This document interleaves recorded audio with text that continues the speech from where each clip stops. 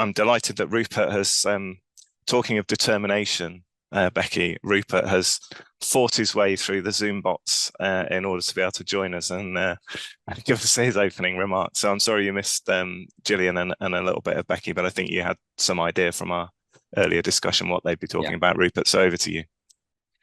Great, thanks. Well, yes, it's great to be here, and it's a wonderful sort of metaphor for the situation that we're in. So on the one hand, Zoom and Teams and so on, when used correctly, obviously can help us to reduce transport emissions and keep us connected in a remarkable way. But on the other hand, technologies come with problems. I kind of hate both Zoom and Teams, and my hatred of Zoom was confirmed this morning by this horrendous experience of trying to get here.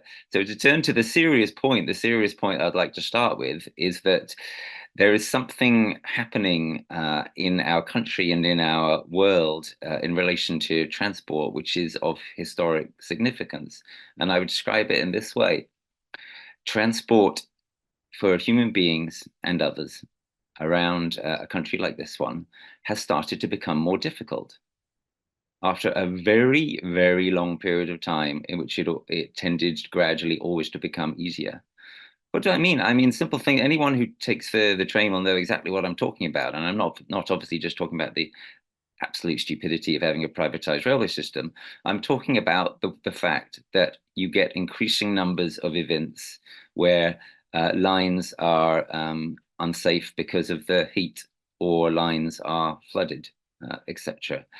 And my experience is one has to start to take this into account now. If one's doing kind of planning ahead for actually going in person to events, one has to think there is a realistic chance that there will be, and a growing chance that there will be some kind of weather-related minor or major disaster, which will mean that it will take me a lot longer to get there than the timetable says. Now, what does this imply? Like I say, this arguably is a massive historic transformation and development, which people are only just at the very beginning of coming to terms with. And to put it in the terms that we are talking about at this meeting here this morning, what it means is we have to start to take adaptation seriously. The overwhelming focus in transport studies, etc., for the longest time has been on carbon emissions reduction, which of course is great and absolutely essential. But we now need to start to foreground the fact that we have to think about how to make our transport system more resilient. We have to think about disaster preparedness in relation to our transport system. And of course, we have to do all this in such a way that we don't just make the underlying climate crisis worse. In other words, we have to do it in ways which do not just rely on carbon heavy, hard engineering solutions. We have to think through the prism of transformative adaptation and strategic adaptation, which is about how we do adaptation in a way that is reality based, that works with nature rather than against nature, that reduces carbon rather than increases carbon, that takes seriously the power of people to innovate in social ways and not just technological ways. And this is a significant part of the reason why in the Climate Maturity Project, we are putting a strong emphasis now on the importance and the unavoidability, because we are so deep in the danger zone now. I don't know how many of you saw the study, which admittedly is an outlier, but is absolutely terrifying in the last couple of days about climate sensitivity and Earth system sensitivity, suggesting it's much higher than we had previously realized. We are deep in the danger zone, as you can tell by looking at the incredible shooting up of ocean temperatures over the last year. And basically, we have already blown through 1.5 degrees, like now in real time. All the talk about staying below 1.5 degrees is essentially nonsense now, historically refuted. We're deep in the danger zone. That means we cannot avoid taking adaptation seriously. But here's the beauty of it, and this again, I'm pleased to say, is kind of implied, it seems to me, in the title of today's session. When we do take adaptation seriously, when we think it and talk it and do it together, then it brings home the reality of the crisis in a way like nothing else. And in that sense, it is the ultimate rocket fuel, to use an unfortunate metaphor, for better mitigation and prevention efforts. So people used to say, oh no, we shouldn't talk too much about adaptation because it distracts from mitigation and there's moral hazard and so forth. But our view now is that that has become the reverse of the truth.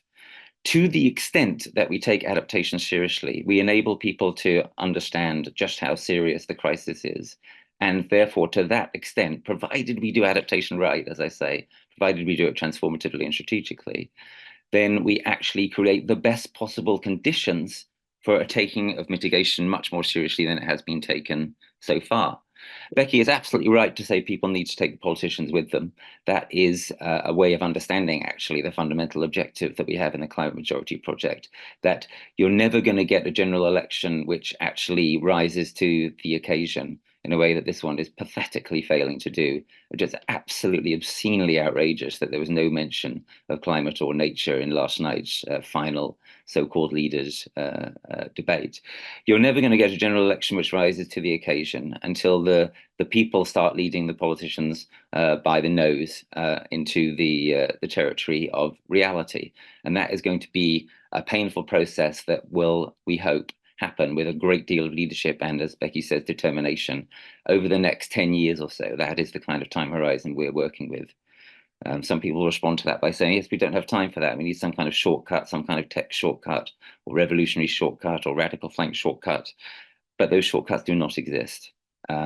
What the fact that it's going to take a long time to get our politics into the right place means is that there is going to be a lot of further pain and a lot of need for further adaptation.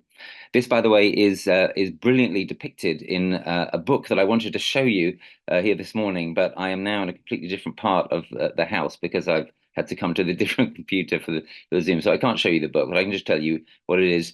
It's called The Deluge by Stephen Markley. In my view, it's the best example we have yet of realistic climate fiction. And it's what I call a throughtopia. It in the absence of utopia, utopian solutions, utopian futures are no longer credible, and not just going down the doomy drain of a dystopia. It shows us how we might get through what is coming, and it depicts a sweep of about 20-25 years. And these are the kind of time horizons we need to be thinking of if we're actually thinking about the kind of transformation that we need. So yes, the people need to lead the politicians, and it's going to take a long time. Why is it going to take a long time? Because while Becky is absolutely right, I think, to say that people tend to be ahead of the politicians, and absolutely right to say when we engage people in deliberative democratic processes, then that process speeds up, and that's enormously helpful. At the same time, we don't have enough of those processes, and they're not empowered enough, and it's going to take a long time to get to that state where we have enough of them and they're empowered enough. I mean, literally, they have power. So we've got a slight chicken and egg situation here. And also, we should acknowledge that while the people are ahead of the politicians, the people are also by and large behind where things are actually at. And again, I'm afraid I have to advert to last night's so-called leaders debate. If there had been more audience questions, I know how these things work. If there had been more audience questions that were on climate and nature, there would have been a question last night on climate and nature. The BBC wouldn't have been able to avoid it. So there is a job of kind of bringing the people forward too, a big job. And that brings me back finally, once again, to adaptation. We believe very strongly that taking adaptation seriously and defining adaptation aright, defining it adequately, is the closest we have to a silver bullet. There are no silver bullets, but it's the closest we have. It's a bronze bullet, perhaps, for moving things in the right direction, at speed, at scale, although not as fast as speed, not at as fast a speed as one would like. So the transport system, the transport community could really help here by starting to foreground those issues in a very meaningful way.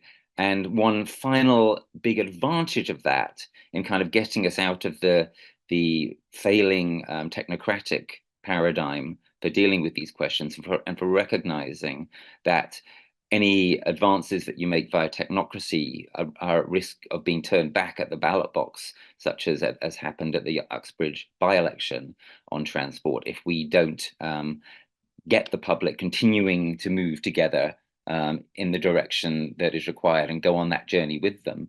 One final advantage of taking adaptation seriously is, once again, that it is more likely to be meaningful to many of the public than focusing on mitigation. So, for example, and crucially, if we're talking about less privileged groups in society, it's difficult, understandably, to get those groups to focus on distant targets and colorless, odorless gases, etc. It's easier to get those groups to focus on things that they are starting to experience. For example, their vulnerability, which tends to be greater than the vulnerability of the rich, to heat waves, to flooding, and so on and so forth. In other words, the other enormous advantage of an adaptation focus, as opposed to the mitigation focus that we have tended to have so far, is that it is a way of appealing to working class folk, etc., and the underprivileged. It is a way of doing a kind of end run around the way that there's been an attempted weaponization of transport and climate as an issue to drive the underprivileged against where we all need to be at. And for that reason, too, I'm enormously hopeful that a renewed focus in that direction could be transformative.